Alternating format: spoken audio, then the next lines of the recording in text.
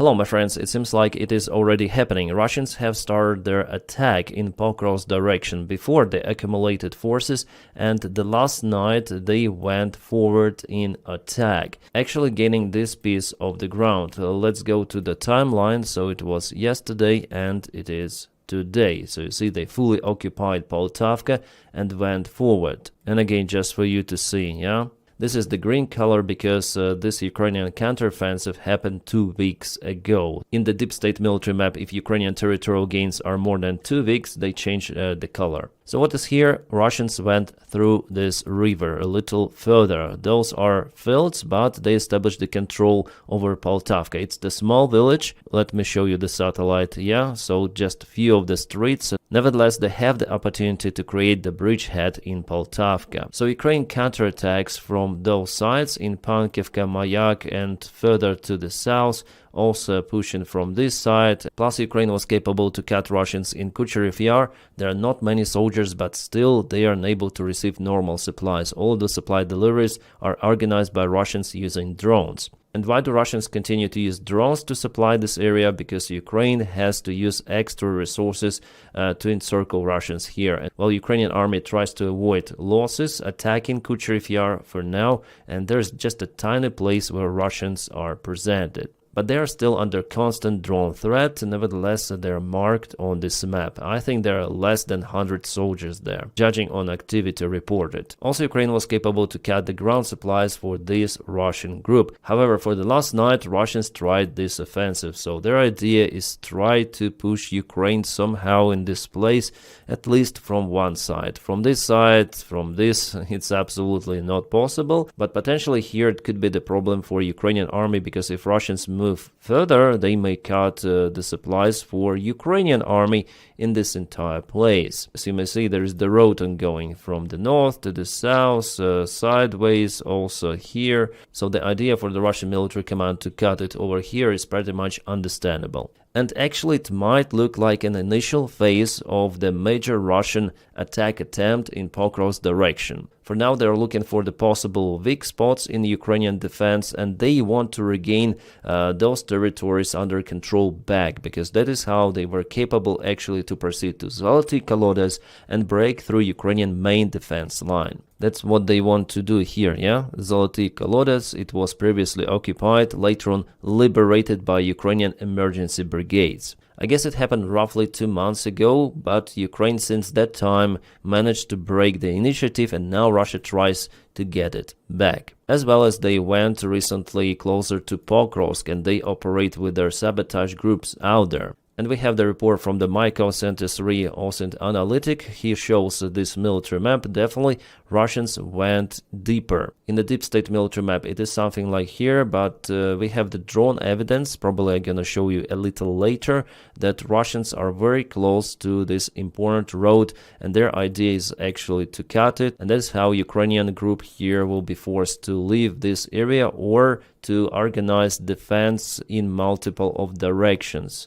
which is also not profitable, as you might understand. So yeah, let's go to the Mykosk interactive map. Here you can see that Russia is using aviation bombs, hitting Ukrainian positions in those villages, actually stopping or slowing down Ukrainian counteroffensive actions here. Plus they dropped the gliding bombs here before starting this offensive, so attack on the Ukrainian positions. We have geolocation confirmation that's exactly the same lake here. Yeah, I can even see it on those images. But Ukraine is using drones. For example, this one was a report on Telegram channel. Yeah, actually it's just a compilation, some sort of the cut of the drone drops and FPV drones, but analytics were capable to identify some of the locations, and one of those is very close to the supply road that I showed you already before. So that's the furthest point where Russians were capable to go. And I guess the local hub for Ukrainian supplies is Sofivka, because this village is kind of large compared to others in the place. Well, I think that Ukrainian military command have decided not to put too much forces in this place because of the Russian threats, Russian aviation bombs. But I think that Ukraine should press the Russians from this flank. Otherwise, they definitely create the threat for this entire region. Yesterday, Commander Sirski attended Pokrovsk direction where they negotiated something. So my take was that Ukraine probably is preparing to cut Russians completely here and jam them, forcing them to surrender, because after all, the presence of the Russian army in this place is not a good thing. But with those territorial gains of the Russian army and with this movement of their forces, I think that Ukraine tries to send its resources to compensate possible Russian major strikes in Pokrovsk direction. By the way, here you may see that Ukraine is using drones to hit Russian vehicles far behind the front line. I wonder what that vehicle is. We have it on X, on Twitter. Oh, it is even artillery system and MTLB vehicle. Okay. Some artillery shells are there, and it's not the only transport, it is also some sort of the supply vehicle, could be. And this is the transport for the Russian infantry with some of the anti-drone protection, but it didn't help. And yeah, many more vehicles. This is Bukhanka van, and this is one more Bukhanka van. Bukhanka means loaf because it looks like loaf. So thank you, Russians, for geolocating your losses. Now we have it on the map. Also, we have this video from Magyar. Some of the Russian soldiers in Pokrovsk direction, they tried to hide underground even. This is the small tunnel which is usually located under the road, and there is the Russian soldier hiding. I cannot show you what happened to him later. You know about the restrictions and limits here. Nevertheless, I shared this video on my Telegram channel. Well, I can tell you, this Russian soldier went outside and was kaputted. It's obvious, yeah? And also this video showed us the razor wire presented on the front lines. It is all around. This war looks more and more like a First World War. And here's one more reason why it looks the same, because Russians are starting to preparing their forces to ride the horses. It is the official report from the Russia Today. They say it's the real cavalry drills of the 9th motorized rifle brigade of the Russian army. Russians, don't push the horses. You know, there were several of the cases, and then Russians came out with crazy initiatives. At first we laughed on those, but later on the Ukrainian army started to use the same things, like for example drone protection of armored vehicles, tanks, with those grills on top of the tanks at the very beginning of the war, or with the hangar tanks. Ukraine does similar stuff now. Donkeys, well, in some of the cases I may understand even that, because there are some of the trails difficult terrain, and also motorcycles, they're loud, unlike donkeys. Yeah, so in some of the specific cases even donkeys are acceptable, but horses, can they be used the same way as donkeys? Probably not. They're not so versatile for carrying munition and attacking on the horses like they do on motorcycles. They're too slow. So for now, I don't see the reason why they do it. Well, maybe in the future I'll understand it, but for now I don't see it as a good idea. Yeah, first of all for the horses, but how can you reverse, you know, what was happening in First World War on the current battlefield? For me, I don't see it. This is kind of the rare video we have. I hope you can see it on your screens, again filmed from the phone. This is the Russian Lancet drone, yeah, this dark spot, and here is a Ukrainian drone interceptor, and let's see what happens. Chasing, yeah? Boom. Nice. I think it was filmed not really far away from the front lines, or maybe at the front lines, because Russia operates their Lancets over there. Oh wow, we have one more bada boom. For now it's been just a report. I am waiting for the visual confirmation, fire or something, but Russians now hesitate to publish those kind of the videos online, but I think after all we'll see it. So this is the fuel storage located in Tver Oblast. In this facility fuel goes after it's been refined, so Russia is in lack of the refinery capabilities, but soon will be in lack even of storage capabilities, and Russians confirm this information. By the way, Russian military channels that the facility is kaputted. I still wonder how many tanks were hit out there, and Ukraine is using already cruise missiles on territory of Russia, like for example Neptune missile. There were 4 of them used on Russian electrical facility that was the part of the network of the Russian military gear production. Every night we see that stuff happening in Russia. And that's how Russians decided to protect their refineries. You can see the similar cages they use on their tanks, some sort of the grills, but it's all around.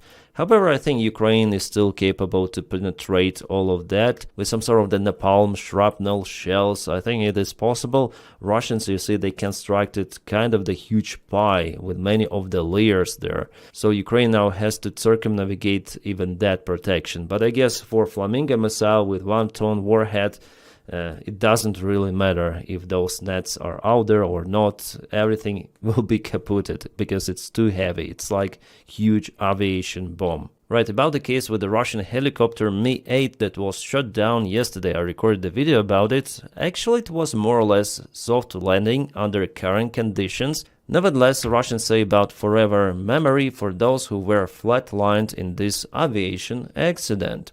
Judging on this Russian message, I understand that some people survived and some not. But after all, it's the very successful operation of Ukrainian Armed Forces and Magyar Birds unit. Fantastic. And interesting information came from the Ukrainian Deputy of the Defense Minister, Lieutenant General Ivan Gavriluk, who told to BBC Ukraine that our army is waiting for Gripen jets and they will be in Ukraine. As far as I remember, the talks about Gripens are ongoing since 2023. Sometimes Ukrainian officials say that the deal is in process. Sometimes they say, no, it's not profitable for us. We should concentrate on different fighter jets like Mirage 2000 and F-16. But now we have this new information, and Ivan Gavriluk was sure that Ukraine is going to obtain those fighter jets. Well, it's gonna be good if it is real. We have already comment from Sweden. They say that the final decision has not yet been taken for the supplyment of the fighter jets to Ukraine, but negotiations continue. Okay, guys, as for the vehicle losses, we have this count for the last week. So Russia lost totally 38 of the vehicles, Ukraine 25. Sadly, this time Ukraine lost many of the battle tanks, 5. Well, for Russia it's 7, but still this number is big for Ukraine, judging on the Ukrainian military resources and production capabilities. Basically, Ukraine cannot produce tanks any longer. It may just obtain those from our allies, and our allies, they hesitate to send new tanks to Ukraine. I think that the last time Australia sent their Abrams tanks to Ukraine, actually they sent more tanks than United States. But so far they haven't been spotted on the front lines. Probably Ukraine is doing some of the extra maintenance, modernization of the tanks for them to fit the standards of the drone war. For sure they require the anti-drone warfare protection, cages, contact one armor as Ukraine likes to put in the tanks. But yeah, this number is actually big. 5 tanks per week. Too much. So the idea for Russia now is to exhaust Ukrainian army resources, and that's how they think that they may propel on the front lines. And if we go back to the deep state military map for a while, definitely there are some of the areas where Russia moves every day. Like for example in Dnipropetrovsk region, also in Zaporizhia and Donetsk region. So here is the main Russian attack. They want to reach this road once again. There was the front line update even today, you see. And if we zoom out once again and go 1 week ago, just a single week, you see that Russians actually move here. It's not a good sign, absolutely, and Ukraine obviously needs more reinforcements, more resources to handle those Russian small attacks that sometimes, like over here, may go into the penetration of Ukrainian defense lines. The front lines are very long and Russia attacks in multiple directions. Yes, they have a couple of the main directions, but the Russian army strategy is to cause Ukraine to disperse the forces all around. Does it work? Well, sometimes it might work, but still Russia is far, far away from reaching its goals of the special military operation or from occupying Donbass. No, after all, they move very, very slow. Oh, Russian army needs more meat, so Putin yesterday signed the order to conscript 135,000 Russian young soldiers. Yeah, Russia has the conscription service, it's around 1 year, but after that year, Russian army proposes to those conscripts to join the Russian contract army, and in many of the cases, they cannot refuse. It is one of those ways of how Russian army may get some people without announcing a massive full-scale mobilization in Russian society. Russia has 2 of those conscription waves per year, and each one counts roughly 130-150,000. Autumn wave and the spring one, and even if the half of the Russian soldiers refuse to sign the contract with the Russian army, somehow the 100,000 soldiers at least are still available for Russia. And we know that conscripts, they also take the part in military action. For example, in Belgorod Oblast, in Kursk Oblast, there were many conscripts who were on board of the Moskva ship, because Russian army needs this unqualified personnel to serve as well. Again, it tells that Russia has way more resources compared to Ukraine.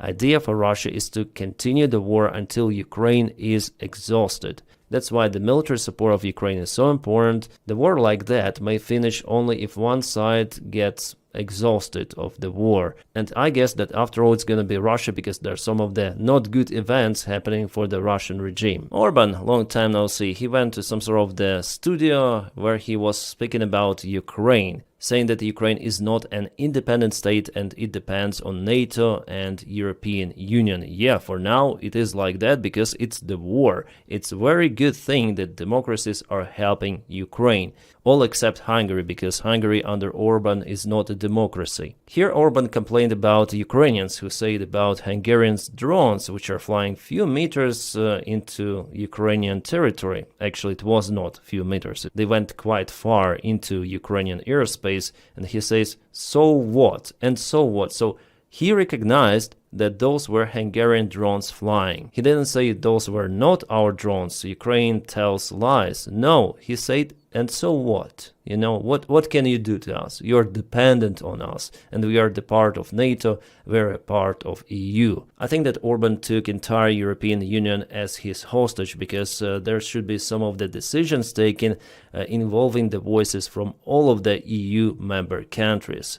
And as we know, Orban blocks lots of the decisions. But no worries, the next year his party will lose elections in Hungary, the same as the Russian party lost elections in Moldova. Oh, Denmark is also conscripting their soldiers. Here we speak about few hundred men, not about hundreds of thousands as in Russia. They just call some people from reserves. It is connected to the meeting of the European Union leaders, which will ongo in Denmark soon. So security measures, probably those soldiers will monitor the situation with the drones. That's probably the only reason. I would not over-exaggerate this stuff, okay? Germany will supply to Ukraine 2 of the Patriot systems till the end of the year. Fantastic news, which are coming, by the way, from the defense minister of Germany, Pistorius. I hope he mentioned not the launchers, but the systems, which are way bigger than just 2 of the launchers. Yeah, of course, we're speaking about systems. Yeah, Ukraine needs those, absolutely, and also Ukraine needs Patriot missiles, PAC-3 version, capable to shut down Russian ballistic missiles. Yeah, luckily there is an initiative for European Union countries to purchase weapons for Ukraine from the United States. At least like that, Ukraine may obtain air defense missiles. My friends, if you want to support the job that I do here on YouTube, please support me on membership of this channel or join my Patreon. The link for my Patreon is in the video description just below. Thank you so much, guys. Without your support, my job wouldn't be possible. So thank you, especially for those who support what I do. My friends, I wish you all a peaceful sky wherever you are, and have a great time.